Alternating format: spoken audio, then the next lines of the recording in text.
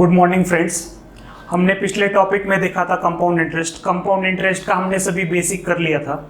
Compound interest क्या होता है, सिंपल इंटरेस्ट क्या होता है, कंपाउंड और सिंपल में क्या डिफरेंस आता है, और कंपाउंड इंटरेस्ट में इंटरेस्ट ज़्यादा क्यों लगता है, वो सारी चीज़ें हमने देख ली थी। ठीक है, उसके फॉर्मूलाज भी देख लिए थे।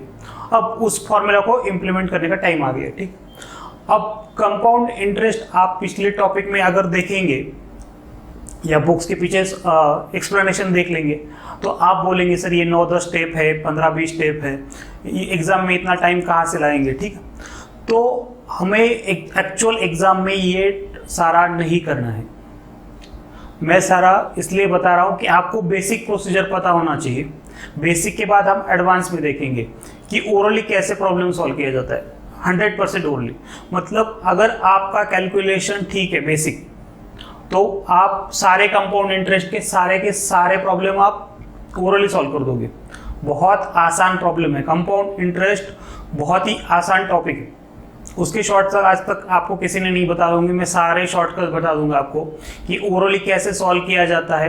बहुत आसान टॉपिक है, मतलब 1-1, 2-2 सेकंड के प्रॉब्लम है इसके। लेकिन अगर आप सॉल्व करने बैठोगे तो आपका कम से कम 1-1.5 मिनट जाएगा। सारी प्रोसीजर वाइज फॉलो करते बैठोगे तो कंपाउंड इंटरेस्ट में आपको एक भी फॉर्मूला नहीं लगाना है एक्चुअल पेपर में, लेकिन आपको याद सारे होने चाहिए। ठीक है, मतलब आपको बेसिक आइडिया होनी चाहिए। और मैं अब ये बता रहा हूं कि सारे के सारे problems, each and every problem without formula कैसे सॉल्व हो सकता है। फॉर्मूला कहीं भी नहीं लगाना है। आप फॉर्मूला लगाते बैठोगे तो आपका पेपर खत्म हो जाएगा, लेकिन कंपाउंड इंटरेस्ट खत्म नहीं होगा, क्योंकि कंपाउंड इंटरेस्ट में फिगर ऑड फिगर्स आती है, हमेशा बहुत बड़े बड़े नंबर्स आते हैं। तो आप ये सारे ट्राई करते बैठोगे तो ना आपका पेपर होगा ना आप पास होगे। आपको एक शॉर्टकट मेथड से जाना है। Compound interest and all other topics, मतलब बाकी के भी सारे में आपको वही ट्रिक्स अप्लाई करनी है। सिंपली आपको सॉल्व करना है। जब मैंने एसएससी पास किया था, जब एज एन एग्जामिनर में सिलेक्ट हुआ था, तो क्या क्या स्ट्रेटेजी अपनाई थी, और उस हिसाब से मैं आपको एक्सप्लेन कर रहा हूँ कि कैसे होना चाहिए, क्या सॉल्व करना चाहिए, आपको कैसे प्रॉब्लम्स सॉल्व करने हैं। ठीक है, और आपके जो 25 प्रॉब्लम है एसएससी में आते हैं या बैंकिंग में आपके 35 प्रॉब्लम्स आते हैं प्रीलिम्स में, वो हार्डली हर 10 मिनट में हम कैसे कर सकते हैं। 10 मिनट मैक्सिमम 10 मिनट, 10 मिनट में आपके सारे के सारे प्रॉब्लम हो जाएंगे। अब कैसे, इतने स्पीड से हमें करना है कि 10 मिनट में सारे के सारे मैथ्स के प्रॉब्लम हो जाने चाहिए। अब मैं बताऊंगा कि आपको 5-5 सेकंड या 10-10 सेकंड में आपको कैसे हर एक प्रॉब्लम सॉल्यूशन करना है और हम कैसे आगे बढ़ सकते हैं। ठीक है, अब देख लेते हैं। A sum of ₹900 is invested at compound interest compounded annually for 2 years. If the rate of interest is 10% per annum, then what will be the amount? अब अमाउंट कितनी होगी, क्या दिया गया आपको प्रॉब्लम में, सम कितनी है, 900 रुपीज है, कितने साल के लिए, 2 साल के लिए, इंटरेस्ट कितना परसेंट है, 10% है। इतनी 3 चीजें मुझे दी गई है। अब मुझे क्या निकालना है, अमाउंट। ठीक है, आपको अमाउंट का फॉर्मूला पता है। अमाउंट का फॉर्मूला क्या है आपका, P1 + R/100 raise to the power n। P क्या हो गया, प्रिंसिपल, R क्या हो गया आपका, रेट ऑफ इंटरेस्ट, n क्या हो गया आपका, नंबर ऑफ ईयर्स। ये 3 चीजें पता हो तो आप अमाउंट इजीली निकाल सकते हो, बहुत इजीली। अब मैं फॉर्मूला में आपको डाल के सॉल्व कर लेता हूं, लेकिन ये प्रॉब्लम ओरली विदिन 1 सेकंड होने वाला प्रॉब्लम है। अब मैं पहले आपको एक्सप्लेनेशन दे देता हूं कि आप मुझे नॉर्मल मेथड से कैसे करेंगे। अब मेरा प्रिंसिपल कितना हो गया, यहाँ पे प्रिंसिपल कितना है मेरा, यहाँ पे 900 + 1 + R कितना है, रेट ऑफ इंटरेस्ट 10%, 100। कितने साल के लिए ले रहा हूं मैं, 2 साल के लिए। प्रिंसिपल 900, कितना है, रेट ऑफ इंटरेस्ट है 10, कितने साल के लिए, 2 साल के लिए, मतलब मेरा परफेक्टली आ जाएगा।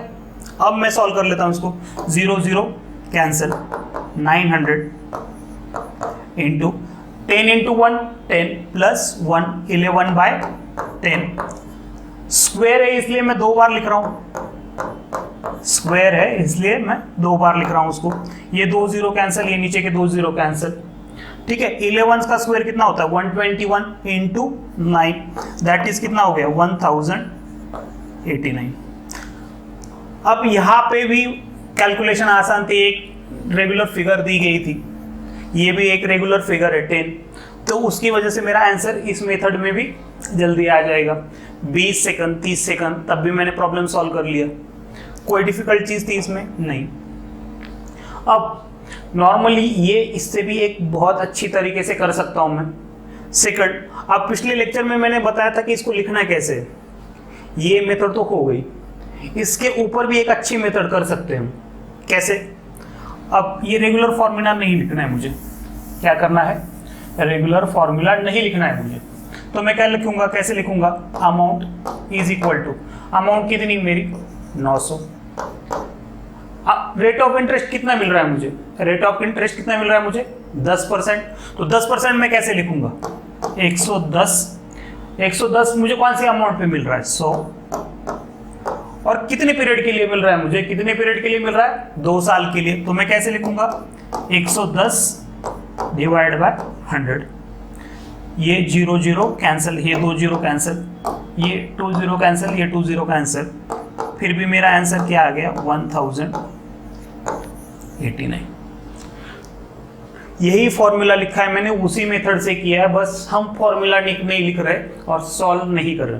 तो उसमें मैंने क्या लिख दिया कि वहां पे 110 था, 100 की जगह 10% मतलब कितना मिलेगा 110, और ये कितने साल के लिए मिलेगा मुझे, 2 साल के लिए। 3 साल के लिए होता तो मैं क्या बात लिखता, 3 बार। 4 साल के लिए होता तो क्या लिखता, 4 बार। 1 ही साल के लिए होता तो क्या होता, 1 ही साल के लिए तो कुछ अलग से नहीं है, क्योंकि वो 1 साल के लिए सिंपल और कंपाउंड इंटरेस्ट सेम होता है, तो आपको कम से कम 2 या 3 बार तो आएगा।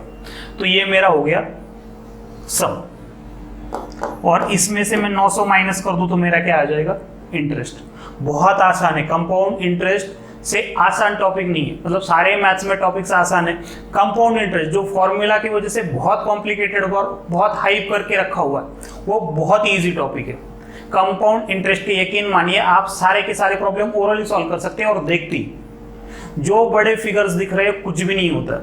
आप ऐसे बोलोगे कि ये बड़ा प्रॉब्लम है, ये अमाउंट दे दिया, वो अमाउंट दे दिया, मुझे मतलब बड़ा अमाउंट दे दिया, 5 डिजिट में दे दिया सर, और ऑड लग रहा है, मतलब इवन नंबर भी नहीं है पूरा, तो मैं कैसे करूंगा। अब देख लीजिए यहाँ पे सारे प्रॉब्लम ऐसे हैं, प्रीवियस ईयर एसएससी बैंकिंग में जो सारे प्रॉब्लम आए वो सारों का बेसिक फॉर्मेट हम यहाँ पे कवर कर रहे हैं। अब ये कैसे कवर करना है हमें, ये समझ गया। तो नेक्स्ट इस पे देख लेते। अब इसमें क्या दिया गया है मुझे 900 पे, अब इसको ओरली सॉल्व करना है मुझे। देखते ही मुझे ये प्रॉब्लम पिक होना चाहिए, और मैंने तुरंत 1 सेकंड में इसका आंसर कैसे निकालना है ये देखते रहिए।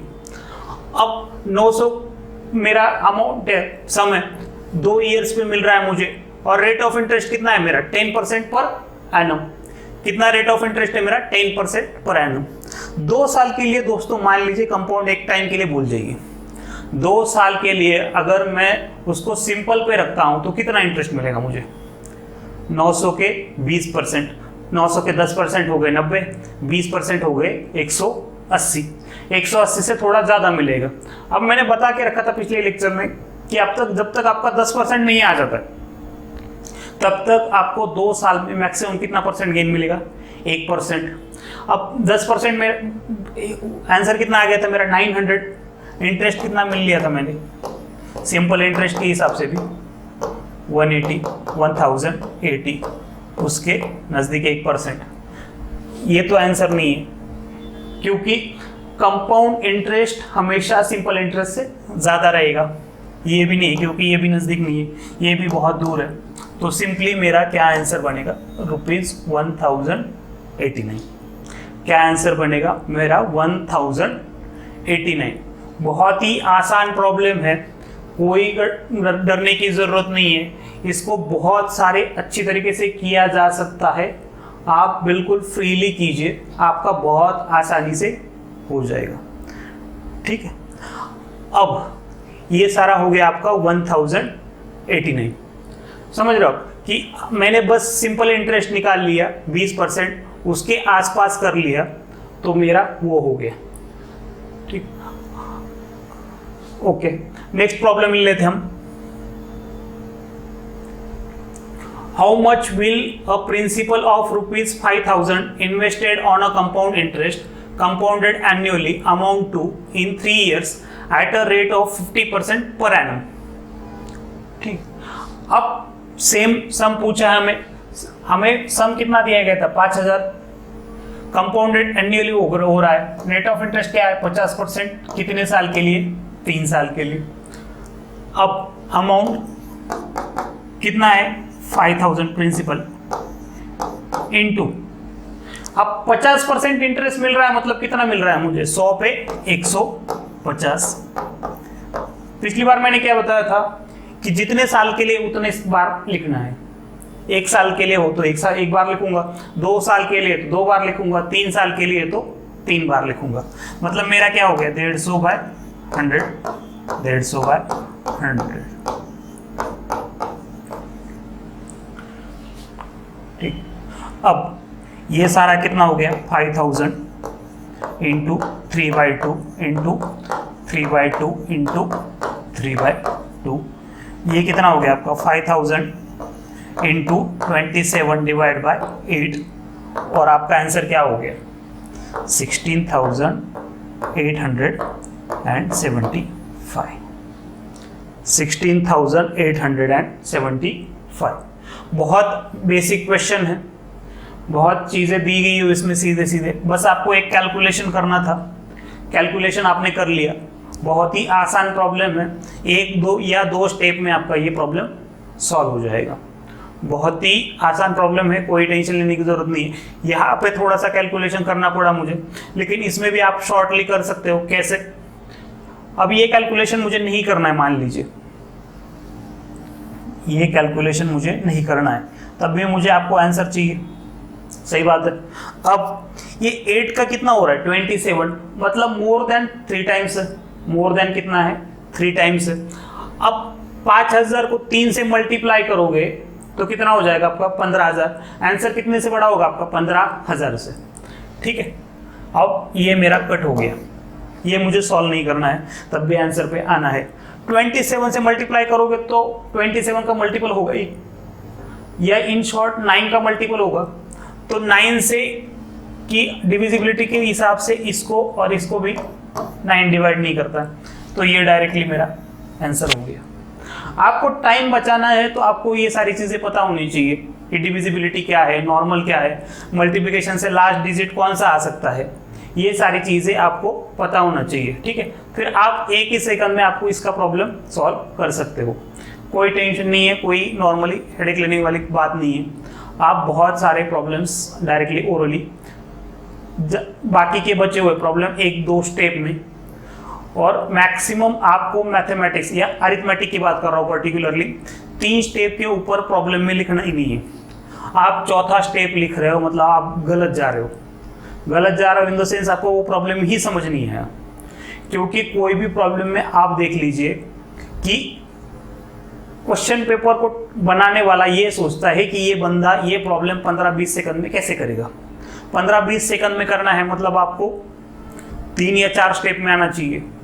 मतलब वो जो आपको क्वेश्चन पूछने वाला क्या पूछ रहा है ये एग्जैक्टली नहीं पता चला आपको, समझ रहे हो। तो आपको प्रॉब्लम्स सारी कॉम्पिटिटिव एग्जाम के 2 या 3 स्टेप में आपको सॉल्व करने हैं, तभी आप पास हो जाओगे।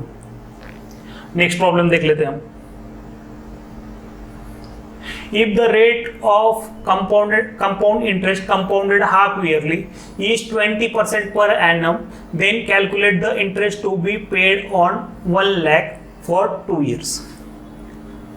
अमाउंट क्या दिया गया है यहाँ पे, सम प्रिंसिपल क्या है आपकी 10,000, कितने साल के लिए 2 साल के लिए 20% पर एनम, लेकिन compounded half yearly. Compounded half yearly मतलब 1 साल का इंटरेस्ट मुझे कितना मिल रहा है 20%। अगर 6 महीने के लिए मैं दूंगा तो कितना परसेंट दूंगा 10%। और 2 साल में आपके पीरियड्स कितने हो जाएंगे 4, क्योंकि 1 साल में आपने कितने पीरियड काउंट कर लिए 2। ठीक, अब इसको मैं सॉल्व कर लेता हूँ। कितना प्रिंसिपल है मेरा, अमाउंट निकाल लेता हूँ मैं। प्रिंसिपल कितना है मेरा 1 लाख, 3 0 लिख लिए, 5 0 लिख लिए मैंने, इनटू कितना इंटरेस्ट मिल रहा है मुझे 10%, 110 डिवाइड बाय 100 रेस्ट टू 4, क्योंकि कितने पीरियड है मेरे 4, 1 लाख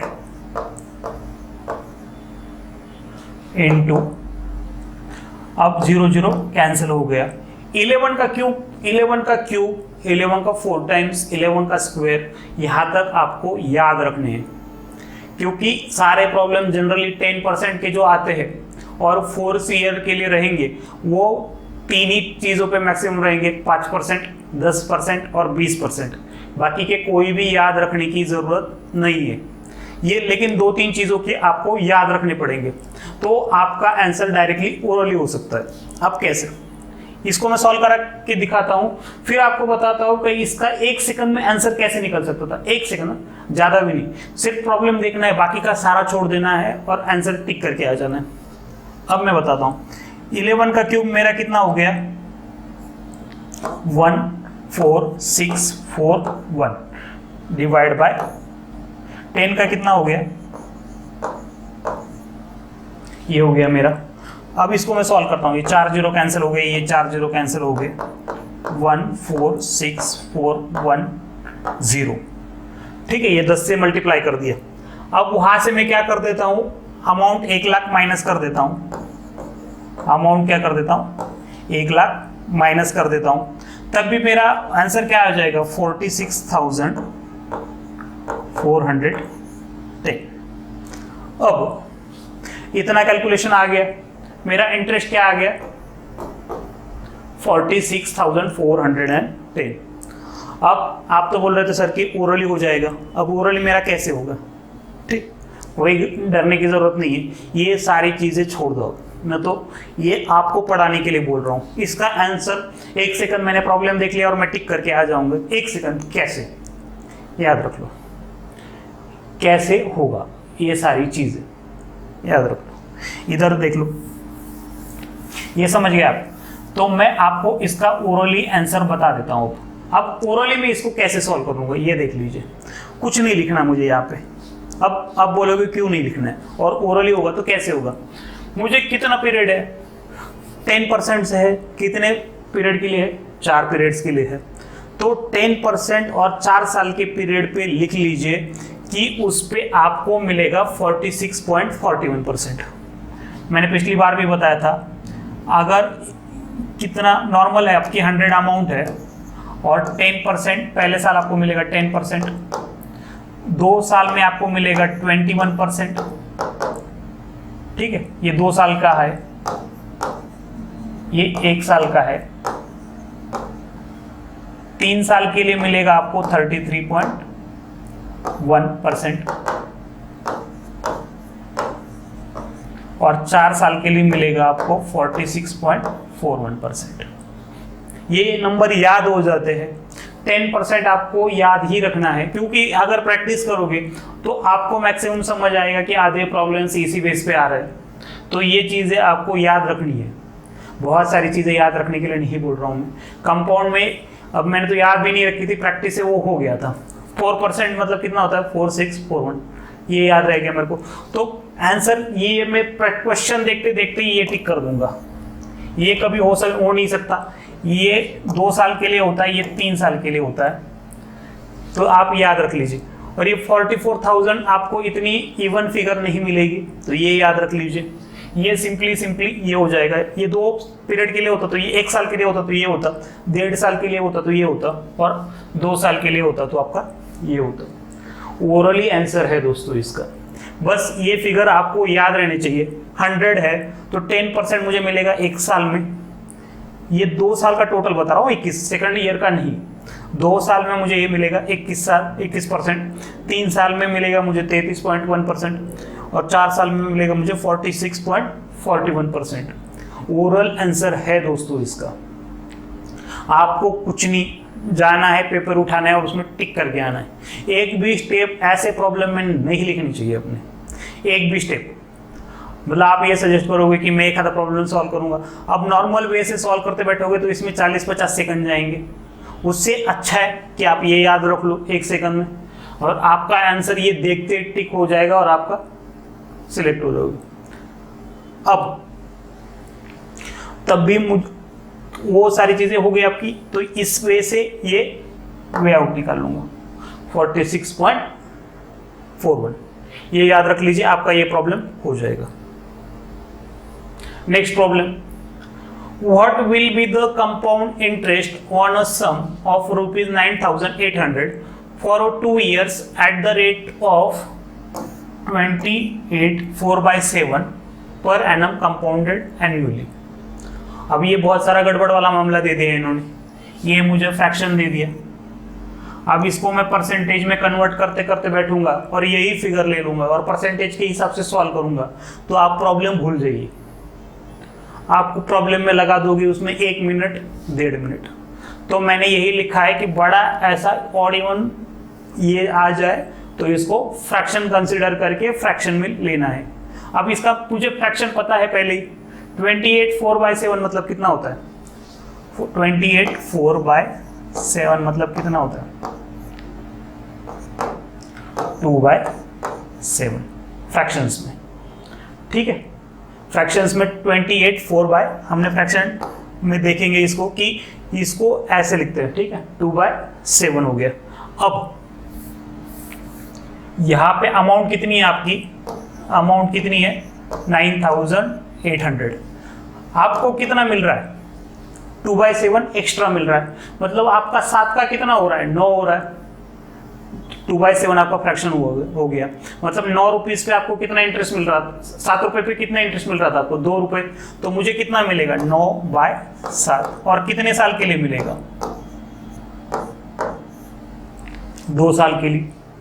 कितने साल के लिए मिलेगा? 2 साल के लिए। यहाँ 3 साल होते तो मैं क्या लिखता? 3 साल लिखता। 2 साल होते तो क्या लिखता? 2 साल लिखता। बहुत आसान चीज है ये, हमने सॉल्व करना है, क्रॉस मल्टीप्लाई। अब 7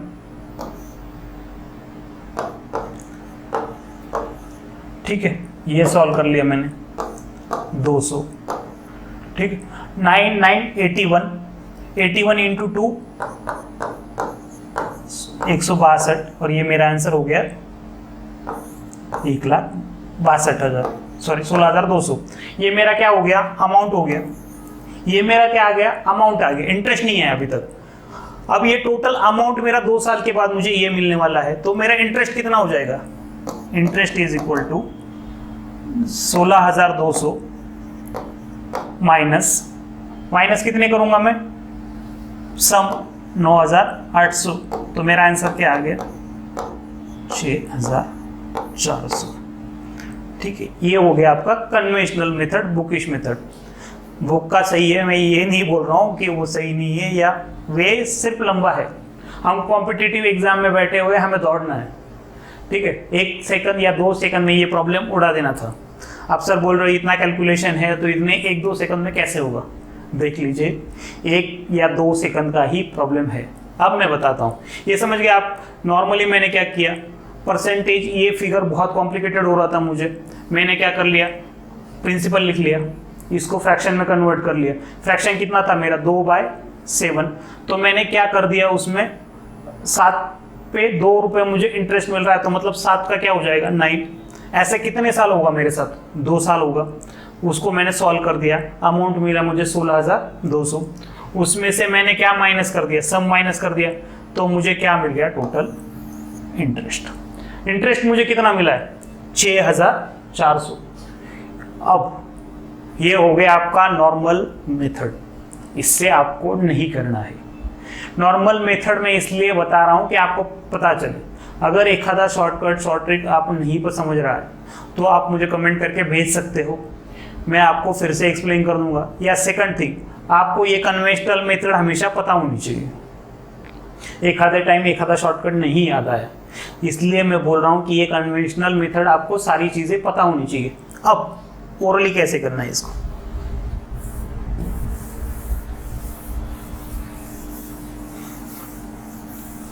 ओरली कैसे करना है, बहुत आसान प्रॉब्लम है। आप बोल दोगे कि सर ये फ्रैक्शन में लिखा हुआ है 9,800 है, कौन सा मल्टीप्लाई करूंगा, ओरली कैसे निकालूंगा। अब ऐसे जैसे फ्रैक्शन है, नॉर्मल में 10-15 की बात नहीं कर रहा हूं, ऐसा भी कोई फ्रैक्शन आ गया तब भी ओरली कर सकते, तब भी ओरली आंसर निकलेगा। अब मैं बताता हूं कैसे। अब 28 के आगे 4/7 लिखा है वो भूल जाओ, ठीक है, बहुत आंसर दूर दूर है अपने। और एक्चुअल ये सीजीएल के ऑप्शंस है, बैंकिंग के ऑप्शन भी इसी तरीके से आएंगे। आपका नॉर्मल शॉर्ट ट्रिक अप्रोक्सीमेशन से सॉल्व हो, ऐसे ही कंपाउंड के सारे A to Z प्रॉब्लम ऐसे आते हैं। ठीक, आप कोई भी प्रॉब्लम उठा के ले लो, ये ट्रिक से अप्लाई करो, सारे प्रॉब्लम्स आपके ओरली सॉल्व हो जाएंगे, कुछ नहीं है प्रॉब्लम्स में।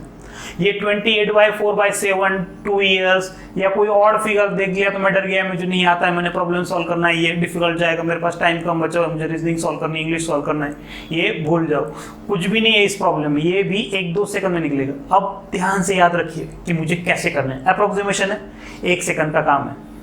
मुझे कितना मिल रहा है? 28%। 2 साल के लिए मुझे कितना मिल जाएगा? 56% सिंपल इंटरेस्ट है। सिंपल इंटरेस्ट है, मुझे कितना मिलेगा? 56%। और 2 साल के सिंपल और कंपाउंड में फर्क क्या होता है? R² divide by 100। तो R² कितना है मेरा? R कितना है मेरा? 28। 28 का स्क्वायर तो सबको पता है, उसको डिवाइड बाय 100 कर दिया तो मेरा कितना आ गया? 7-8 आ गया। मैं बहुत रफली जा रहा हूँ दोस्तों, देख लीजिए, मैंने कोई भी नहीं निकाला। 28 का स्क्वायर भी नहीं देखा मैंने। 28 का स्क्वायर मुझे पता है, तब भी नहीं लिया मैंने कि 8 ले लिया मैंने। चलो ठीक है, 28 56 प्लस 8 कितना हो गया आपका? 64। बहुत रैंडम फिगर ले रहा हूँ, बहुत ज़्यादा। ठीक है, तो मैंने ले लिया 64। अगर 9800 का मैं 64% निकालूंगा तो मेरा आंसर क्या आ जाएगा? 9800 का 65% कभी 8100 नहीं हो सकता है, ना ही वो कभी 3200 रुपये होगा, ना ही कभी वो 16200 होगा। 16200 मतलब वो सम से ज्यादा हो गया, इतना तो इंटरेस्ट अपना आने वाला नहीं है। ये कैसे भी नहीं बनेगा, ना ये 3200 बनेगा। और these are the exact options, ये एग्जैक्ट ऑप्शन है एसएससी के। ये बस आपको देखते ही प्रॉब्लम उड़ा देना है इसको। ऐसे प्रॉब्लम आ गए तो दोस्तों 1 सेकंड में नहीं लगना चाहिए, 1 सेकंड बहुत ज्यादा हो गया। मैंने क्या कर लिया? 28 56 कर दिया, 56 से 8 जोड़ दिया, 64% ऑफ 9800 कितना आ जाएगा? मतलब मैंने थोड़ा गलत किया हुआ था कि 65% होगा वो कुछ, उसकी वजह से वो ये यहाँ 6400 आ रहा है। लेकिन उससे क्या फर्क पड़ता है आपको दोस्तों? आपको बस आंसर चाहिए। ये नहीं कि मैंने बहुत सारा सॉल्व कर लिया और मुझे एक जगह के 10 मार्क्स देंगे और मैंने ये डायरेक्टली शॉर्टकट से निकाला है तो मुझे आधा मार्क्स मिलेगा, ऐसा कुछ है नहीं है। मार्क आपको एक ही आना है, आप कैसे भी निकालो। आप बोले तुक्का भी लगा दिया हो तो आपको 1 मार्क आना है सर, लेकिन तुक्का नहीं मारना है, जनरली सॉल्व करने हैं। तो ये बोल रहा हूँ, मैंने अप्रोक्सीमेशन से कर दिया 1 सेकंड। एक भी स्टेप नहीं लिखी दोस्तों इस प्रॉब्लम में, एक भी स्टेप नहीं लिख रहा हूँ मैं, सिर्फ मुझे ओरली आंसर आता है इसका। सारे प्रॉब्लम में आपको ऐसे बताऊंगा कि सारे प्रॉब्लम्स को आपका ओरली आंसर आना चाहिए। कुछ भी नहीं है इस प्रॉब्लम में दोस्तों, ये देखते बराबर सॉल्व होना चाहिए कि सर आया, मैंने प्रॉब्लम उठाया और 1 सेकंड में इसको कर दिया। कुछ भी नहीं है दोस्तों इस प्रॉब्लम में। 28% दिया हुआ है, 2 साल के लिए है, 56% मिलेगा। R² बाय 100, ये 2 ईयर्स का डिफरेंस होता है, वो 8 पकड़ लिया मैंने। 50 कितना हो गया मेरा? 65%। तो 9800 के 65% भी पकड़ लिया तो मैंने कितने हो जाएंगे? 6500 6400। तो आपका आंसर आ गया ये छोड़ दो और ये छोड़ दो, कुछ भी नहीं है दोस्तों। आपको डायरेक्टली प्रॉब्लम उठाना है और डायरेक्टली मार्क करना है, 1 सेकंड में मार्क हो जाता है ये प्रॉब्लम। ध्यान से समझ रखिए, सारे टेक्निक्स बता रहा हूँ। Compound interest A to Z आपका ओरली सॉल्व होता है। पेन पेपर को भूल जाइए आप, सारे problems, even though compound interest नहीं बोल रहा हूँ मैं, मैथ्स के आपके 80 to 90% प्रॉब्लम एसएससी बैंकिंग के ओरली सॉल्व होते हैं। कुछ भी नहीं लिखना, एक आधा स्टेप के लिए लिख लिया, लेकिन आप सारे स्टेप लिखते जाओगे तो वो भूल जाओ। ठीक है, ये हो गया आपका। नेक्स्ट प्रॉब्लम देख लेते हैं हम। The compound interest on ₹30,000 at 7% per annum is 4347. The period in years is. आप दोस्तों आप यकीन नहीं मानेंगे, इसका प्रॉब्लम है मैंने जस्ट आधे सेकंड में सॉल्व कर लिया था, आधे सेकंड में। तो आधे सेकंड में मैंने कैसे कर लिया अब मैं बताऊंगा आपको। पहले मैं कन्वेंशनल मेथड बता देता हूं तो आपको पता चले कि प्रॉब्लम कितना डिफिकल्ट था, और प्रॉब्लम सॉल्व करने के बाद आप बोल दोगे सर ये क्या था, मतलब आप कैसे कर सकते ऐसे सिंपली। और ये चीज़ें बहुत आसानी से बता रहा हूँ मैं, कोई भी प्रॉब्लम नहीं है। आप प्रॉब्लम को देख लीजिए, देखते बराबर आपका प्रॉब्लम सॉल्व हो जाएगा। बहुत ये नहीं बोल रहा हूँ मैं, आधा सेकंड फिर आप बताना कि मुझे कि आपको प्रॉब्लम, ऐसे प्रॉब्लम को कितना टाइम देना चाहिए। आप प्रॉब्लम पढ़ लो।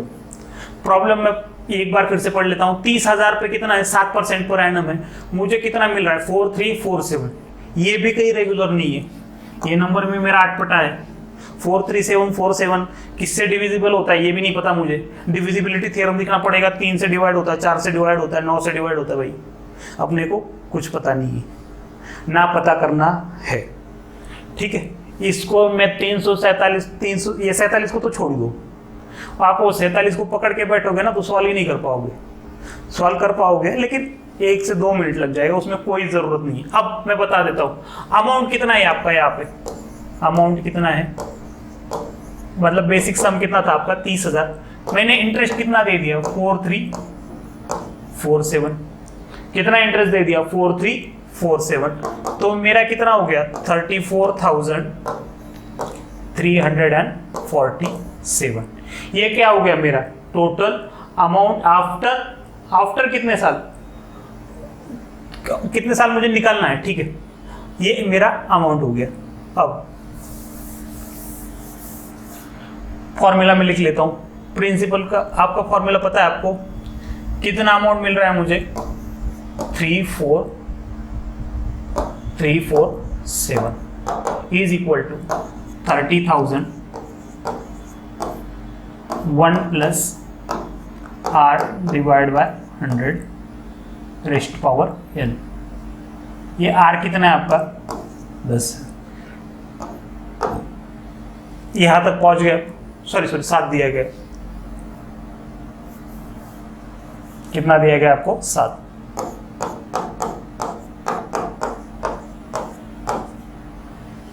अब ये 30,000 यहां आने पे क्या हो जाएंगे, डिवाइड हो जाएंगे। यहां आने पे क्या हो जाएंगे, डिवाइड हो जाएंगे। इज इक्वल टू 1 प्लस 7 का स्क्वायर n। ठीक है, अब इसको मैं 3 से डिवाइजिबल करता हूँ। 3 से डिवीजन करने के बाद इसका कितना आएगा 1449 डिवाइड बाय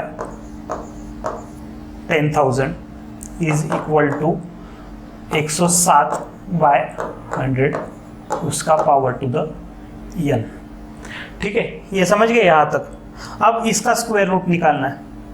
अब इसका स्क्वायर रूट का मेथड में अलग से बताऊंगा आपको कि स्क्वायर रूट कैसे निकाला जाता है।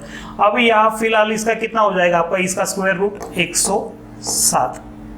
इसका स्क्वायर रूट कितना हो जाएगा मुझे 107। इसका कितना हो जाएगा 100। यहाँ पे कितना हो जाएगा स्क्वायर। ठीक है, अब इसका स्क्वायर किसके, इसके इक्विवेलेंट है 107 बाय 100 n। ठीक है, ये आपका हो गया n हो गया। मतलब n की आपकी प्राइस कितनी हो गई, n की आपकी प्राइस कितनी हो गई 2। ये बहुत सारा कन्वेंशनल मेथड है। मुझे क्या क्या करना पड़ा पहले, अब यहां देख लो मुझे क्या क्या करना पड़ा। 34,000 मैंने ये कर लिया, दोनों का एडिशन कर लिया, सिंपल है। और 30,000 plus 1 by 7 raise to n। ठीक है, अब मैंने क्या क्या कर दिया, वहां पे ये डिवाइड कर दिया, यहाँ पे फिर इनका स्क्वायर रूट निकाल दिया। अब मुझे पता था 10,000 का स्क्वायर रूट 100 के आसपास आएगा। स्क्वायर रूट ही क्यों निकाला, क्योंकि मुझे पता था कि 10,000 का स्क्वायर रूट निकलेगा, तो स्क्वायर रूट कितना हो जाएगा मेरा 100। ठीक है, अब इसका स्क्वायर रूट मुझे कितना हो गया 107। तो मेरा आंसर कितना आ गया n इज इक्वल टू 2। अब इतना कॉम्प्लिकेटेड प्रॉब्लम है, इतना आप डिवीजन करोगे, इतना स्क्वायर रूट निकालोगे, इतना क्यूब रूट निकालोगे, कोई भी ज़रूरत नहीं है। क्यूब रूट में और परेशान होंगे आप, स्क्वायर रूट परेशान होना है आपको। ये सारी चीज़ें मुझे लिखनी है, ये सारा मुझे रेशो आना है। अब इतना कॉम्प्लिकेटेड मैं सॉल्व करते बैठूंगा तो टाइम कितना जाएगा दोस्तों मेरा, 1 मिनट 1.5 मिनट, तब भी गारंटी नहीं है। और इतना दिमाग को यूज ही क्यों करना है। एग्जाम पेपर में ये याद रखिए कि आपको ज़्यादा से ज़्यादा दिमाग को शांत और चिल रखना है, एकदम चिल रखना है आपको। कोई भी टेंशन नहीं लेना है आपको, मस्त आराम से रहिए, आराम से पेपर सॉल्व कीजिए। ब्रेन को कम से कम चलाना है। रीजनिंग में और आपको थोड़ा सा स्ट्रेस देना पड़ेगा, तो आप उसके लिए स्ट्रेस बचा के रखिए और शांति से प्रॉब्लम सॉल्व कीजिए। अब ये कन्वेंशनल मेथड से मैंने सारा बता दिया आपको। कन्वेंशनल मेथड आपको ये सारा बुक में लिखा मिलेगा, लेकिन इसकी कोई भी ज़रूरत नहीं है। ये प्रॉब्लम 1 सेकंड का था, इसको 1 मिनट का बिल्कुल नहीं बनाना है। 1 सेकंड के प्रॉब्लम को 1 मिनट का कतई ही नहीं बनाना है। बहुत आसान प्रॉब्लम है। जो चीज़ बहुत आसानी से हो उसको कॉम्प्लिकेटेड क्यों करना है? इतना सारा तो मैंने जन्म भर में नहीं लिखा था आज तक। ये आपको टीच करने के वक्त आपको मेरे को लिखना पड़ रहा है, और इतना सारा कैलकुलेशन मैंने जिंदगी भर में ही नहीं देखा था जितना ही एक प्रॉब्लम में देखना पड़ रहा है। इसका प्रॉब्लम लिखने की जरूरत ही नहीं है, ये 1 सेकंड का प्रॉब्लम है। इतना सारा कैलकुलेशन, वो भी छोटे दिमाग पे जोर लगाना है, क्यों? कोई भी रीजन नहीं है इसका। अब इसको ओरली कैसे सॉल्व कर सकते हैं? इस प्रॉब्लम को मुझे ओरली सॉल्व करना है। कैसे सॉल्व कर सकता हूं इसको? अरे बहुत आसान है, 1 सेकंड का भी प्रॉब्लम नहीं है, आप देखते रहिए। अब कितना सम है मेरा? 30,000। कितना मुझे इंटरेस्ट मिल रहा है? 4300। कितना परसेंट हो गया ये? 4300। कितना परसेंट होगा आपका? 30,000 के 14% आते 4200। थोड़ा सा कम ले लीजिए, एक राउंड फिगर ले लिया मैंने, ठीक है। 15% भी, 15% से आपका कितना हो जाता? 4500 हो जाता। वो नहीं करना है मुझे कितना चाहिए? सिंपल इंटरेस्ट कंपाउंड इंटरेस्ट के हिसाब से थोड़ा कम होता है, तो मैंने सिंपल इंटरेस्ट कम कैलकुलेट कर लिया। तो कितना मान लिया मैंने? 4200 कितना में मिल रहा है मुझे? 30,000। 2। अब यहाँ पे रेट ऑफ इंटरेस्ट कितना है? 7%। मुझे 2 साल में कितना मिल रहा है? तकरीबन 14%, ठीक है। ईयर नहीं पता मुझे, टोटल कितना मिल रहा है मुझे? 14% मिल रहा है। और 1 साल में मुझे कितना परसेंट मिल जाता है? 7%। तो मुझे उसको मिलाने के लिए कितना ईयर लगेगा? बस इतना लिखना था, सिंपल प्रॉब्लम है। क्या था मुझे?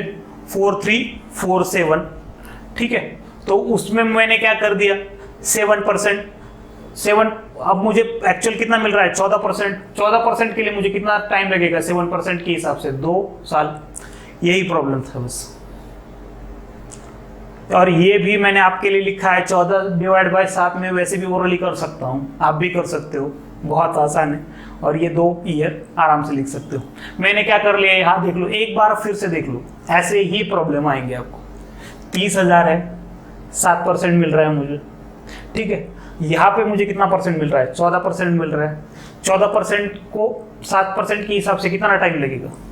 2 साल का। क्या था इस प्रॉब्लम में? अरे ये 4347, अगर ये सारे आप इरेगुलर फिगर पकड़ते बैठोगे ना तब बहुत टाइम चला जाएगा।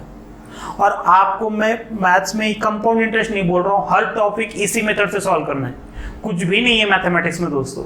मैथमेटिक्स का आप जो बर्डन ले रहे हो कि मुझे करना है और ये, लेकिन बस ये है कि कन्वेंशनल मेथड में मत जाइए। जो भी आपको कोई कन्वेंशनल मेथड सिखा रहा है, कन्वेंशनल मेथड आपको बुक में भी दी गई है, आपको किसी से सीखने की भी जरूरत नहीं है। कन्वेंशनल मेथड देखना है तो आप बुक देख लो और उससे आपका हो जाएगा, लेकिन उसमें कॉम्पिटिटिव सिलेक्शन नहीं होगा आपका। आपको कुछ अलग करना पड़ेगा दोस्तों, वो अलग चीजें सीखनी पड़ेगी, ठीक है। नेक्स्ट प्रॉब्लम देख लेते हैं हम। अब in how many years the compound interest if compounded annually on sum ₹60,000 at the rate of 8% per annum is 9,984। Same problem, मतलब सेम टाइप का प्रॉब्लम दिया गया है। कितनी सम है? 60,000। रेट ऑफ इंटरेस्ट क्या है? 8% पर एनम। कितना इंटरेस्ट मिल रहा है उसको? 9,984। अब ये 9,984 बहुत कॉम्प्लिकेटेड है, लेकिन है तो कितने पास? 10,000 के आसपास है। तो मैंने 9,984 छोड़ दिए, 10,000 ले लिए। लेकिन 10,000 से आपको थोड़ा कम लेना है, 9,984 से कम लेना है, क्योंकि सिंपल इंटरेस्ट हमेशा कम होता है दोस्तों, ज़्यादा कभी नहीं होगा। अब इसको ये कितना परसेंट है? ये कितना परसेंट है? इसका पिछले वाला फिगर ले लेता हूं मैं। 6 से मल्टीप्लाई करना है। 16 6 8 96। 17 इंटू 6 कर दिया तो मेरा कितना हो जाएगा? वो 102। अब मैंने 96 ही क्यों पकड़ा? 6 का लेस्ट मल्टीपल लेस देन 99 कौन सा है आपका 96। अगर मैं 7 ले लेता तो वो ज़्यादा हो जाता। तो मुझे रफली इंटरेस्ट कितना मिला 16%। एक साल के लिए मुझे कितना मिलता है, एक साल के लिए मुझे कितना मिलता है, ठीक है। मैंने कन्वेंशनल मेथड इसका पिछले टॉपिक में ही बता दिया था। जैसे उसका कन्वेंशनल मेथड किया था ऐसे ही आपको इसका कन्वेंशनल मेथड करके देखना पड़ेगा। अब इसका डायरेक्ट मैं एडवांस स्टेज बता रहा हूं, याद रखिए। मैंने कन्वेंशनल मेथड ऐसे ही प्रॉब्लम का पिछला जैसे प्रॉब्लम था तो ये सॉल्व कर दिया था ऑलरेडी, ठीक है। अब ये आ गया 16% डिवाइड बाय कितना आ गया, और एक साल के लिए कितना इंटरेस्ट मिलता है मुझे 8%। तो कितने साल लगेंगे 2 साल। तो देख रहे हो दोस्तों, आपके ये प्रॉब्लम 1-1 सेकंड के प्रॉब्लम से, ये प्रॉब्लम देख लिया तो मैंने कुछ भी लिखना नहीं था, इसमें से मैं कुछ नहीं लिखता दोस्तों पेपर में। अब कैसे करता हूँ, सिंपली 60,000 9,984 15-16% मुझे इंटरेस्ट मिल रहा है, 8% के हिसाब से हुए 2 साल।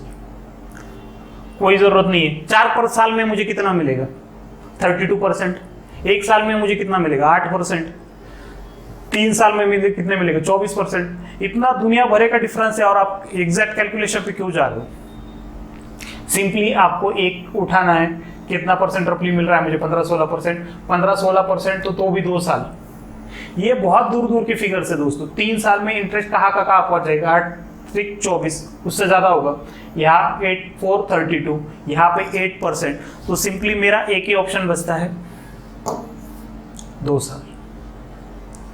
1 सेकंड का भी प्रॉब्लम नहीं है दोस्तों, ठीक। हम नेक्स्ट टॉपिक में मिलेंगे, इसके कंटिन्यूएशन वीडियो आएगा तो उसमें हम देख लेंगे कि और प्रॉब्लम्स एडवांस कंपाउंड इंटरेस्ट के कैसे हो सकते हैं। तो हम प्रॉब्लम्स वो सारे कवर्ड कर लेंगे उसमें 2-3 वीडियोस में। तो ये सारे प्रॉब्लम्स है कंपाउंड इंटरेस्ट। आप दोस्तों आपको पेन एंड पेपर को भी हाथ नहीं लगाना है, ऐसे देखेंगे हम। और कुछ भी देखने के लिए आप YouTube पे कमेंट कर सकते हैं या चैनल सब्सक्राइब कर सकते हैं या हमें देख सकते हैं। और कुछ भी क्वेश्चन हो तो आप कमेंट में डाल दीजिए, कैसा भी प्रॉब्लम हो आप कैसे सॉल्व कर सकते हो, ये बहुत आसानी से बता दूंगा मैं। चलो, थैंक यू।